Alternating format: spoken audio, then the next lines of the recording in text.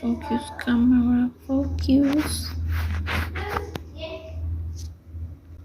Hi guys, I'm Ruth and today we are going to practice our reading. The reading I choose is Alice in Wonderland. So, let's start. Last voices, I give you my heart, but another next day to come in. Chapter 1. Down the rabbit hole. Alice was beginning to get very tired of sitting by her sister on the bank and of having nothing to do. Once or twice she had peeped into the book her sister was reading, but it had no pictures or conversations in it. And what is the use of a book? Thought Alice, without pictures or conversations. So she was considering her own mind as well as she could, for the whole day made her feel very sleepy and stupid. Whether the pleasures of making a daisy chain would be worth the trouble of getting up and picking the daisies, when suddenly a white rabbit with pink eyes ran just by her. There was nothing so very remarkable in that, nor did Alice think it so very much of the way. So here the rabbit says to himself, oh dear, I shall be too late." When she thought it over afterwards, it occurred to her that she ought to have wondered at it, but at the time it all seemed quite natural. But when the rabbit actually took a watch of its waistcoat pocket and looked at it, and then hurried up, Alice started to her feet, for it flashed across her mind that she had never before seen a rabbit with either a waistcoat pocket or a watch to take out of it, and burning with curiosity, she ran across the field after it, and was just in time to see it drop down a large rabbit hole under the edge. In another moment, down went Alice after it, never once considering how in the world she was to get out again. The rabbit hole went straight on like a tunnel for some away, and then descended suddenly down, so suddenly that Alice had not a moment to think about stopping herself before she found herself falling down what seemed to be a very deep well. Either the well was very deep, or she fell very slowly, for she had plenty of time as she went down to look about her and to wonder what was going to happen next. First, she tried to look down and make out what she was coming to, but it was too dark to see anything. Then she looked at the sides of the well and noticed that they were filled with cupboards and bookshelves. Here and there she saw maps and pictures hung upon pages. She took down a jar from one of the shelves as she passed. It was labeled orange marmalade, but to her great disappointment it was empty. She did not like to drop the jar for fear of killing somebody underneath, so managed to put it into one of the cupboards as she fell past it. Well, thought Alice to her, after such a fall as this, and shouting, nothing of tumbling downstairs. How gravitate and think me at home. Why, I won't say anything about it, even if I fell off the top of the house, which was very likely true. Down, down, down. Will the fall never come to an end? I wonder how many miles I've fallen by this time, she said aloud. I must be getting somewhere near the center of the earth. Let me see. That will be 4,000 miles down, I think. For you, see, Alice has learned several things of this sort in her lesson in the schoolroom, and thought this was not a very good opportunity for slowing of her knowledge, and there was no one to listen to her. Still, it was good practice to say it over. Yes, that's about the right distance, but then I wonder that latitude or longitude I got to. Alice had not the slightest idea what latitude was or longitude either, but she thought they were nice ground words to say. Presently she began again. I wonder if a small fall right through the earth. How funny it seemed to come out among the people that walk with their hands downwards. The antipains, I think. She was rather glad there was no one listening. This time, as it did, song at all the right word. But I small have to ask them what the name of the country is, you know. Please, Mom, is this New Zealand or Australia? And she tried to curtsy as they spoke, fancy curtsying, as you're failing, trying the air. Do you think you call Majesty? I'm wild and ignorant little girl, she think me for asking. No, it'll never do to ask. Perhaps I'll still see it written up somewhere. Down, down, down.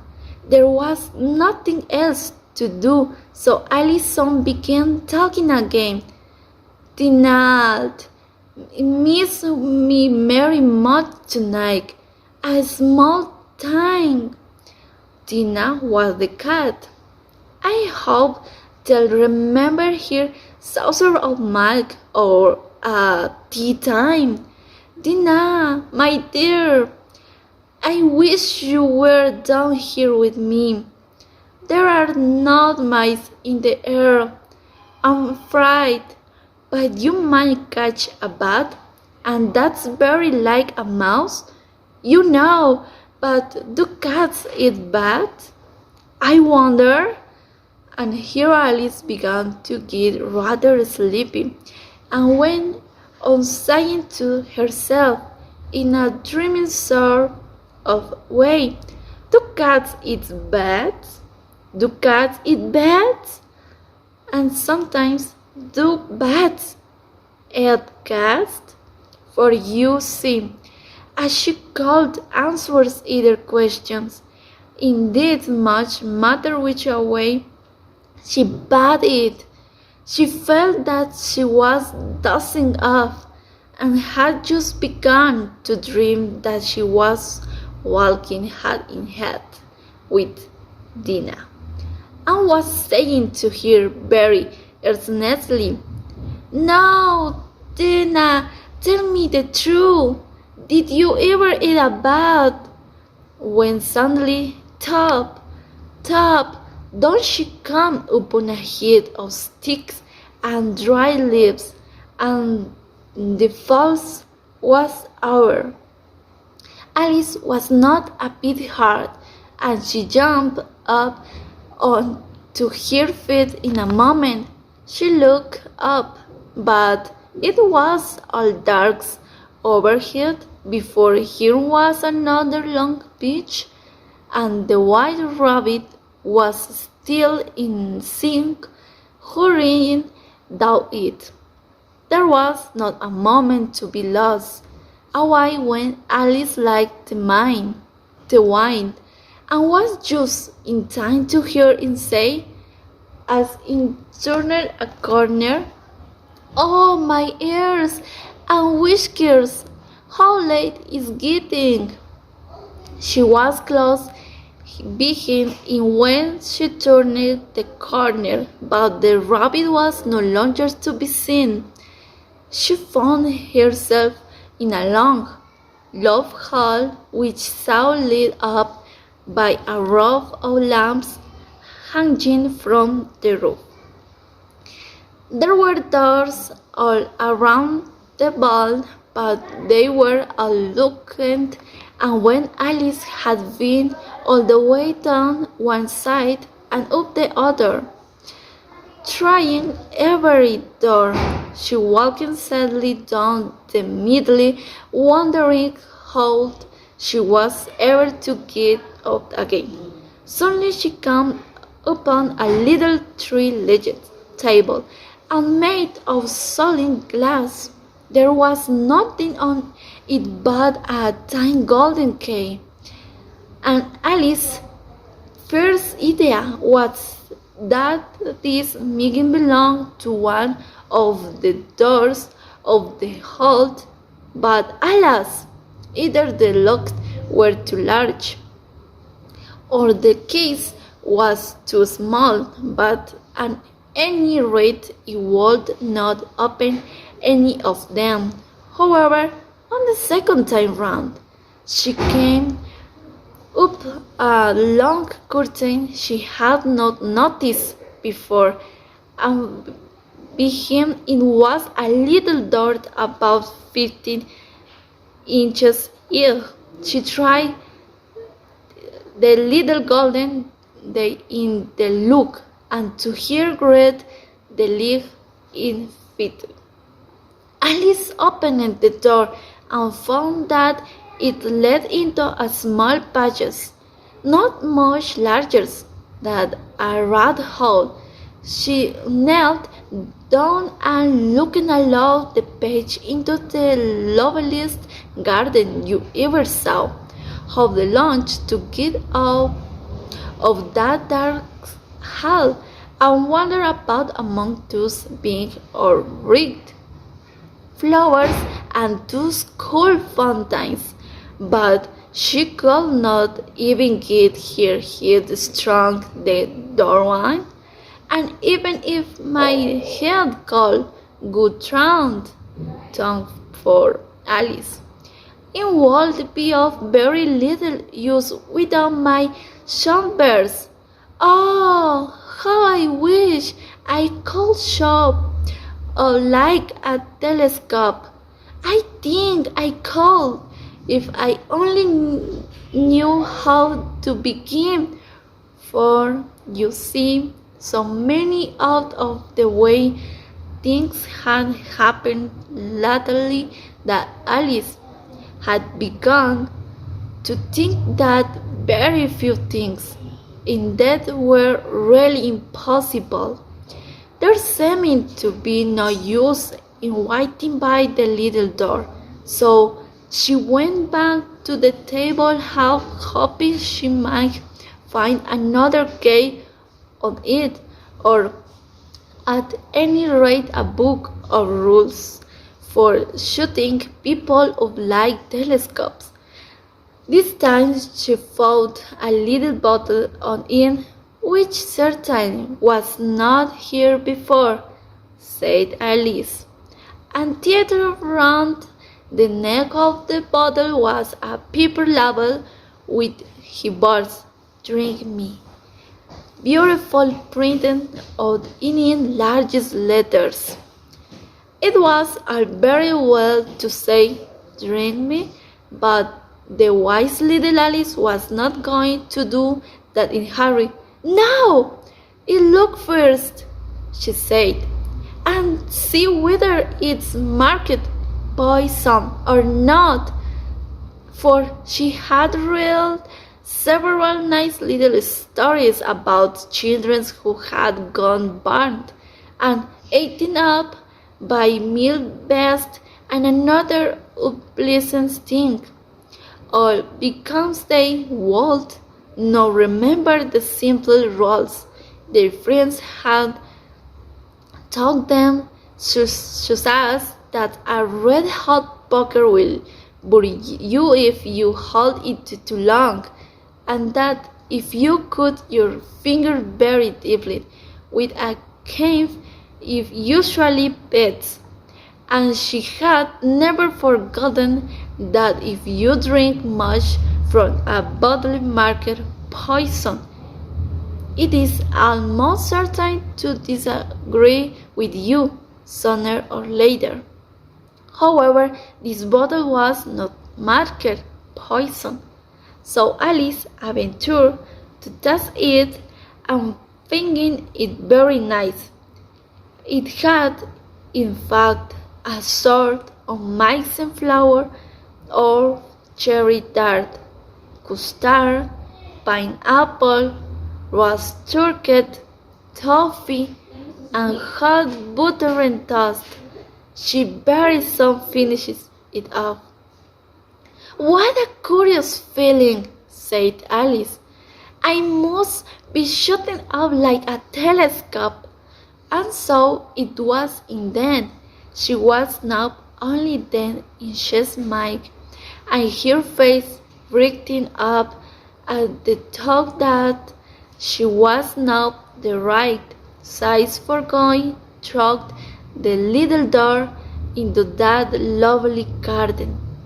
First, however, she waited for a few minutes to see if she was going to drink any further.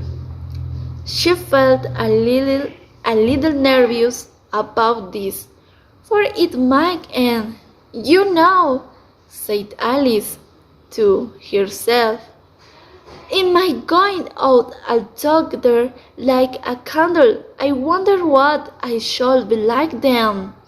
And she tried to fancy what the flame of a candle looked like after the candle is down out, for she could not remember ever having seen such a thing. After a while, finding that nothing more happened, she decided on going into the garden. At once, but alas for poor Alice! When she got to the door, she found she had forgotten the little golden key, and when she went back to the table for it, she found she could not possibly read it. She could see it kept plating through the glass, and she tried her best to climb up one of the legs of the table, but it was too slippery, and when she had tired herself of white drink, the poor little thing sat down and cried. "Come, there's no use in crying like that," said Alice to herself rather sharply. "I advise you to leave off this minute." She generally had herself very good at this, though she very seldom followed it. And sometimes she scolded herself so severely as to bring tears into her eyes, and once she remembered trying to box her own ears for having checked herself in a game of croquet she was playing against herself, for this curiously she was very fond and pretending to be to people. But it's not the uses now, thought for Alice, to pretending to be to people. Why? There's hardly enough of the left to make one receptive person. So here I fell on a little glass box that was lying under the table. She opened it and found in a very small cake, on which the words "Eat me" were beautiful marked in currants.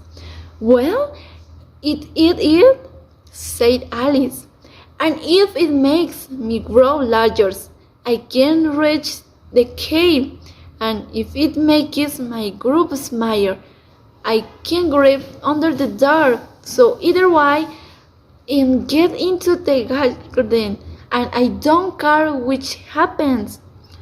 She ate a little bit and said anxiously to herself, Which way? Which way? Holding her hand on the top of her head to feel what away it was rowing, and she was quite surprised to find that she remained the same side. To be sure, this is what generally happens when one eats cake, but Alice had gone so much into the way of expecting nothing but out of the way things to happen that it seemed quite dull and stupid for life to go on in the common way. So she set to work and very soon finished of the cake. Chapter 2. The Power of Tears. Curiosers and curiosers, cried Alice. She was so much surprised that for the moment she quite forgot how to speak good English. Now I'm opening out like the largest telescope that ever was. Goodbye, Fit. For when she looked down at her feet, she seemed to be almost out of sight. They were getting so far off. Oh, my poor little feet! I wonder who will put on your shoes and stocking for you now.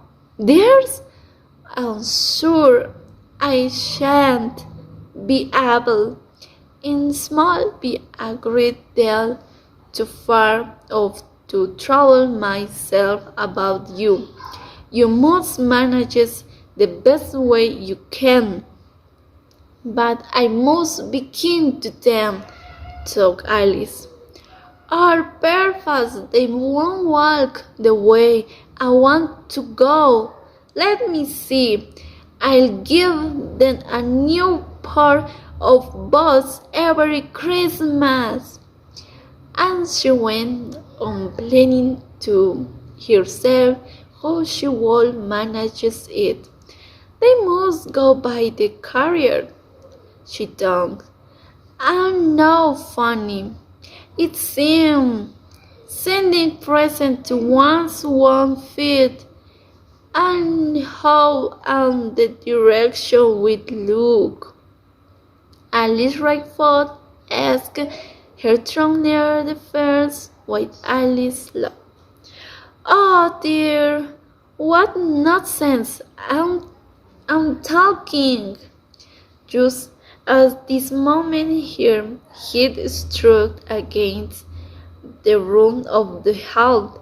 In fact, she was no rather more than 9 feet high, and she had on stock of the little golden key and hurried off of the garden door. Poor Alice! It was as much as she could do, lying down on one side to look trapped into the garden with one eye, but to get drowned was more hopeless than ever. She sat down and began to cry again.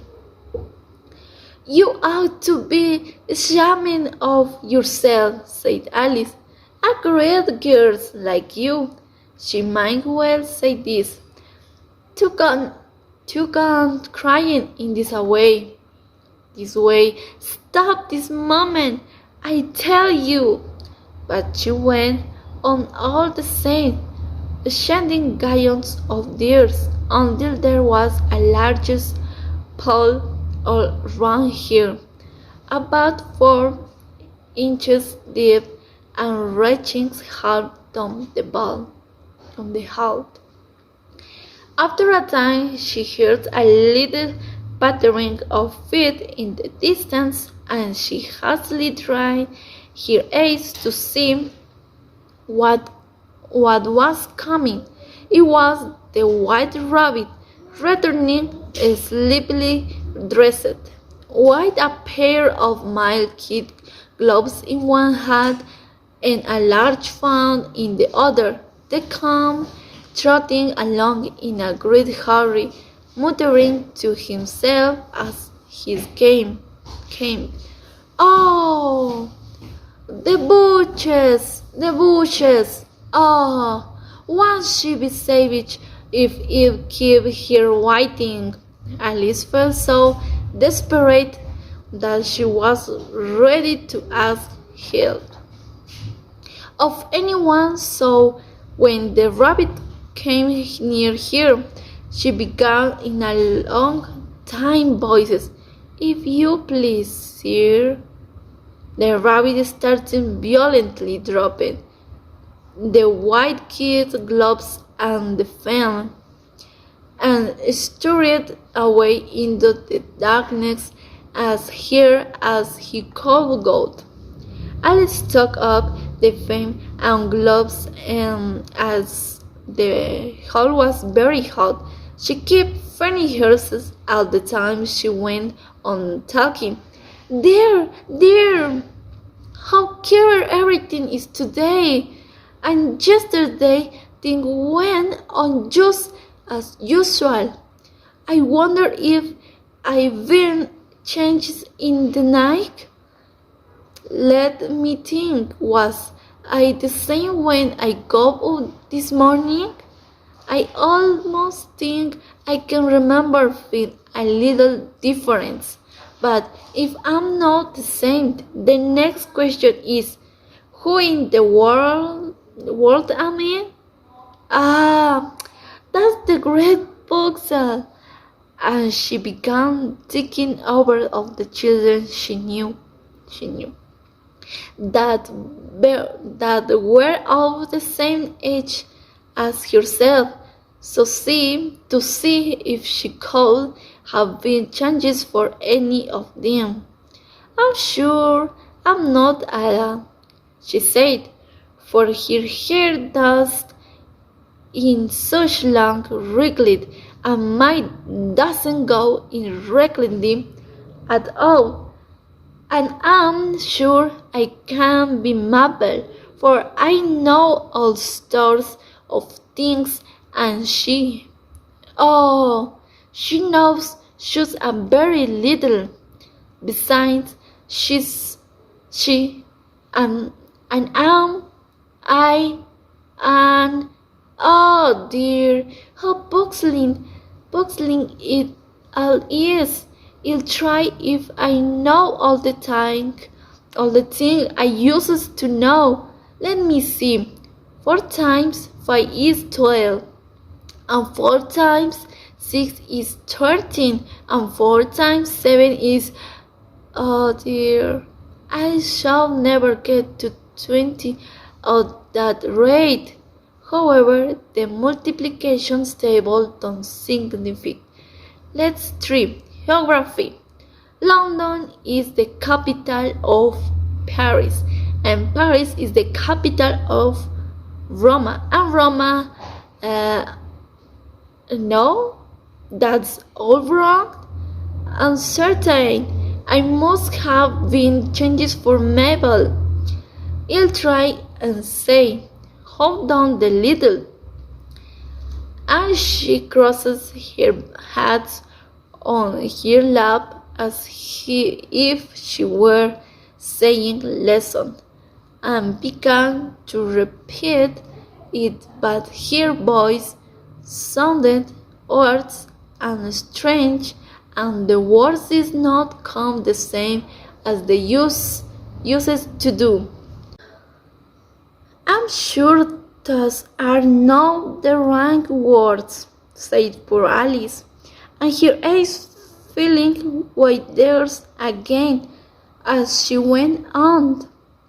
I must be Mabel after all, and I must have to go and live in that poky little house and have next to do toys to play with, and oh, ever so many lessons to learn. No, it made up my mind about it. If I'm Mabel, I'll stay down here. It'll be no use just putting their heads down and saying, come up again there. I shall only look up and say, who am I then? Tell me that first, and then, if I like begin that person, it'll come up. If not, it'll stay down here till I'm somebody else. But, oh dear, cried Alice with a sudden burst of tears. I do wish they would put their heads down. I am so very tired of being alone here. As she said this, she looked down at her hat and was surprised to see that she had put on one of the rabbit's little white kid gloves while she was talking. How can I have done that?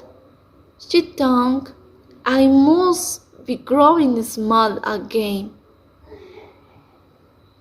Well, here is our reading for today. Goodbye.